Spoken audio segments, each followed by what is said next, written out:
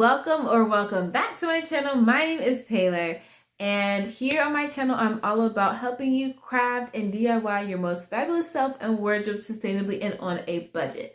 Today we have a wardrobe remix. A wardrobe remix is a series here on my channel where I take kind of unwanted clothes in my closet that I'm not wearing and I transform it into something new and fun that I love to wear. So today I'm going to be trying to upcycle a top that I've actually already made, and I have a tutorial here on my channel and I'll probably link it somewhere either on the screen or down below. But I have this square neck top, so if you want to see how to make this, then go ahead and follow the link and watch that. But I'm going to be kind of changing this up a bit because it kind of needs to get taken a little bit. We've all fluctuated over the past 2 years, so I'm going to be taking it in, but I am going to attempt to turn this top into the infamous Orson Iris underwire top boot tank. I saw with Wendy make this top like 3 years ago. She has a whole full from scratch tutorial that I'm going to be trying to follow, but when I saw Letitia Q use Wendy's video to make the top from an already made tank top, I thought that I would want to try it myself.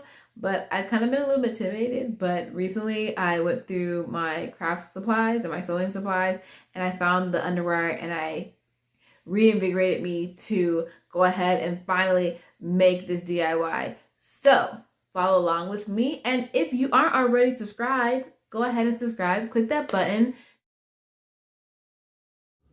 Okay, so I have the top on right now just so I can get the fit of it. It fits okay, but as you can see, it's like too low because you can see the bra that I have on underneath.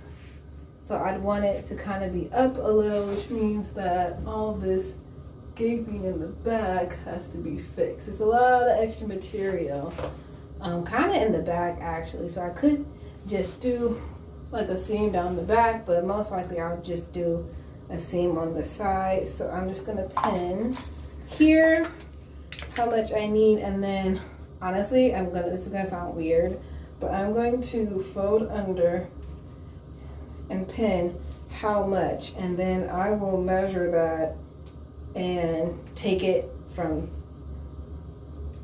so that for me is a better fit, a little higher up. And then I'll just, obviously measure how much I fold it up and over. So basically all I'm doing is taking the extra amount, folding it on top, and kind of pinning it. Now, obviously, if you have a top that fits you, you don't have to do this extra step. Mark where I want it to be more cropped. Top of my jeans are right here, so I'm kind of going to do it right there. And then we'll do the lettuce hem. So right there. Here we are. I have it pinned on this side. You can see all this extra material here. Pinned on this side, all the extra material here. I have it pinned up in the front here. So that means that it's gonna be higher in the back as well. Probably making it, hit the tripod. Probably making it a lot easier to wear like undergarments with it.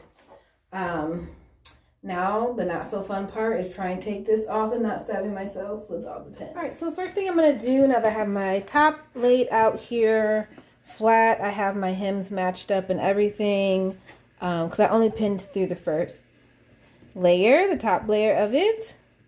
But I am going to take my ruler and I'm going to measure from probably like this line here, because it seems like it's the most straight.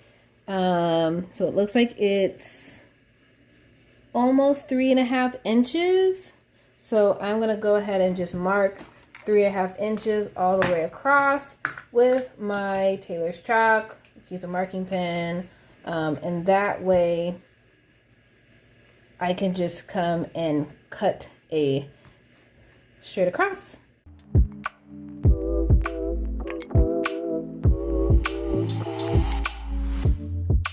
My line there, and then I'm going to move these pins out of the way and then continue to mark all the way across the top here. So I'm going to move that mark out. These brand new Tabitha Sewer limited edition Fisker scissors. Look at that. Gold blades. Terrazzo rainbow.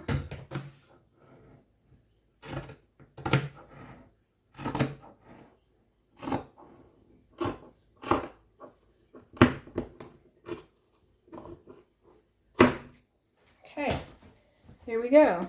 So hopefully this will be enough material for the casing, which I think it will be. I think it's 25 by, they say 5 centimeters, so I'll have to just double check the video tutorial for my measurements on that. I want to measure both sides, and then we'll kind of do the same thing.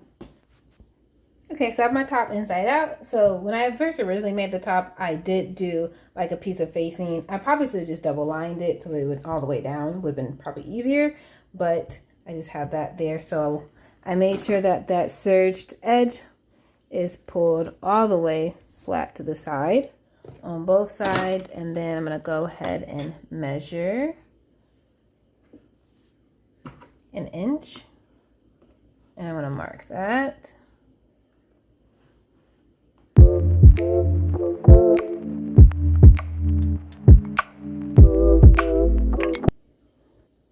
Oh, so please note that since I'm not counting this little bit of seam allowance, I'm doing it 1 inch from that seam. And then once I get the other one side marked, I'm just going to pin this together so that the fabric doesn't move. And I'm going to do a straight stitch all the way down and try this on and see how it fits. I have a stretch needle on my machine right now as well, so hopefully that'll help with that. And then I'm going to also make sure that I measure the front straps as well. And I'm going to seam rip underneath here and take it and pull it from the back. Okay, so I have my lines marked for my top, but before I pin it together, I want to see how much of the strap we need to take up. So I'm just going to mark right here, and I'm going to take that pin out, and I'm just going to measure from here to here how much that is, which is exactly 2 inches. So then I know that I can go through to the back side. I'm going to seam rip where the straps were, and I'm going to pull out that 2 inches, and then I'll just re-stitch that back over, turn that down, and then I can stitch up the side. All right, so let's seam rip this.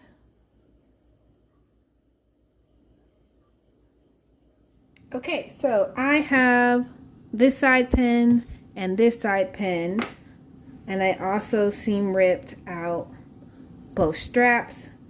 So now that I did that, I can just pull them through, make sure that it's 2 inches, and then I will pin that down. Also making sure I don't flip these, because I've done that.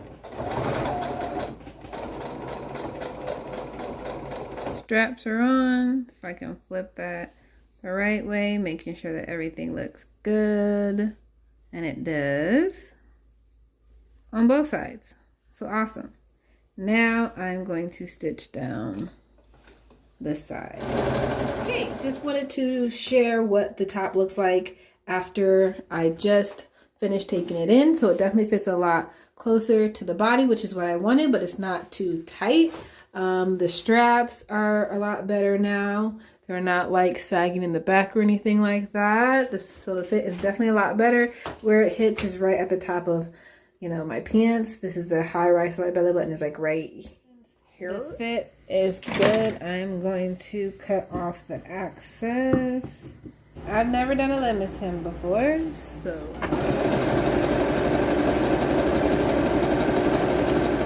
got on the hem, and it's pretty ruffly, pretty lettucey, I guess. There's parts that I feel like look better than others, but for my first time trying it out, I don't think it looks bad. We'll have to see what it looks like. So I rewatched Wendy's video, and she said she did a 5 by 25 centimeters because she is Canadian. I'm just gonna leave it as that, so that way it'd be easier. I don't feel like doing the conversion. You don't need it. So I'm just cutting this open so that I have enough space. Okay,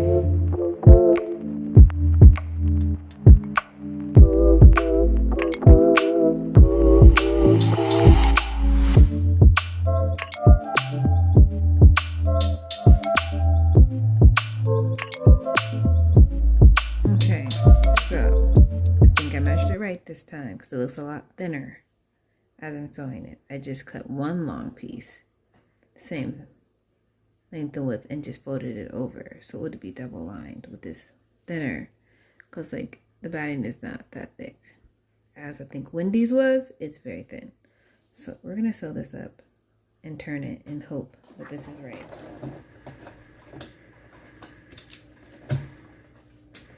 All right, took me a minute, but I got it started. Okay.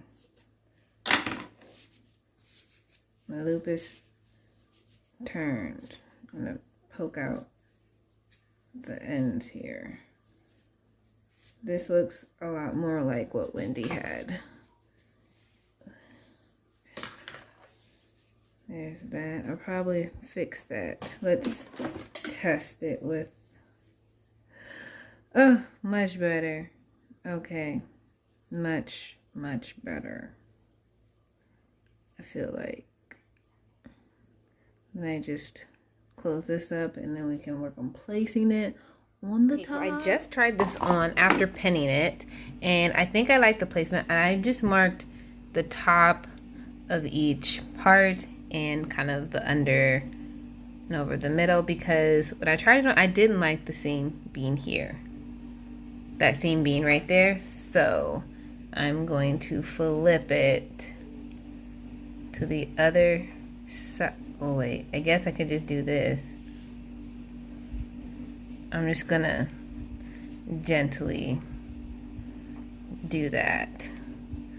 So that way that seam is not at the top, it's at the bottom and kind of hidden. Because I think when I have to look again on how she attached them. Oh, you can't even see. But yeah, Wendy stitched it from below, as well as Letitia Q as well. Letitia also did it from below. So yeah, see the difference where it's just a clean edge, no seam. Seam is kind of hidden at the bottom, versus that showing did not look really good. So I'm just marking it out so I can flip it, and then I'll repin it out again. Attempt to sew this. Now, Wendy said not to back stitch it, and also not to hit the wire, which I feel like I'm gonna hit the wire. I'm a little scared. I'm gonna take this real slow. So here is a little sewing hack. If you have like these little loose threads, especially after you seam rip, get a little mini lint roller. It helps get all those little fibers up. That way you don't have to, see, it just pulls it right out. That way you don't have to get your tweeters out and pull that out. Also, it's good for your desk. I just roll it around my desk here too. Okay guys, have it on with a strapless bra. I feel like there's some very noticeable issues with placement, and I feel like either this has to come forward more, this needs to come like here. I'm a little frustrated, and I'm a little not sure if I should seam rip this again, which I've done, or just seam rip both of them and then just repin it. I might do that, because let me just try, because I could just leave it and just be fine with it, but then I'm always going to be looking like, is this route right? Is this right? Because we looking a little lopsided. We're not looking right. So I'm going to seam rip it again. You know, patience. Sewing teaches you patience. Don't forget that. You never get it on the first try. I thought I'd show you a better view of the finished top. I don't think I even explained. Some things transpired. So this is the front. That was originally the back. and now the back is the front, because after I completely ripped the underwire off again, it kind of got holes and it just looked overworked. So I just figured I would just put it on the back. Can't really tell anyways. So yeah, this is how I'm wearing it. Underneath, again, the white Zara bodysuit, these high-waisted bell-bottom, like flare leg jeans, and then just the same boots as last time, and same hat and stuff. But yeah, this is what it looks like. More up close. I think the placement now is so much better. I do notice that you do have to wear a certain undergarment.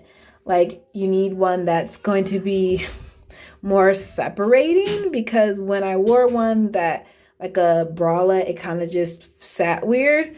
But now I just have my like kind of like strapless bra on, so it sits a little bit better. But yeah, this is how it turned out. This shirt has been the vein of my existence. I feel like it's taken me over a month to complete, something that shouldn't have taken that long, but just with life and work and other custom client orders, it kind of got pushed to the back burner. I've wanted to do this shirt for like 3 years now. So I'm happy that I finally have it. I'm glad that it's in this color, and maybe I'll attempt to make more in different colors. Like, I like the burnt orange, but maybe it would be cool to have it in black and in white and in green and stuff. It wasn't that hard. It just trying to figure out. So we'll see. See if I wear this a lot, and maybe I will get another one. But yeah.